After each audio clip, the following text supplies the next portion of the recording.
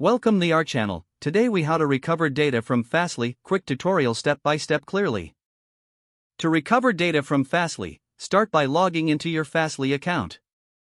Navigate to the dashboard where your services are listed.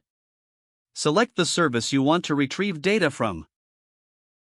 On the service detail page, locate the Logs section. Click on the Logs tab to access your log data. Here, you will find various options for filtering your logs. Choose the time range for the data you want to recover. You can specify custom date ranges if needed. Once the time range is selected, apply the filter. Review the logs for the specific data you want to recover. If you need logs in a specific format, look for the export feature. Select your desired format, such as CSV or JSON. Click on the Export button to download your logs. Open the downloaded file to access your recovered data.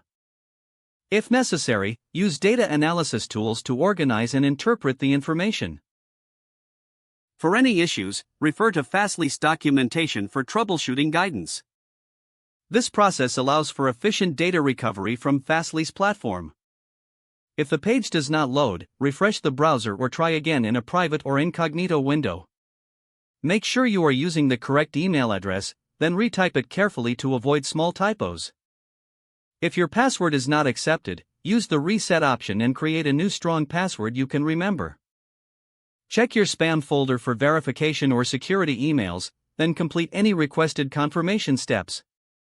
Enable two-factor authentication if available to improve account security and reduce unauthorized access risk. After signing in, review your profile details so your contact information and settings are accurate and current.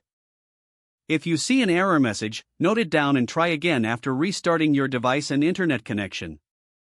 Log out when you finish, especially on shared devices, to keep your account in payment. If the page does not load, refresh the browser or try again in a private or incognito window. Make sure you are using the correct email address, then retype it carefully to avoid small typos. If your password is not accepted, use the reset option and create a new strong password you can remember.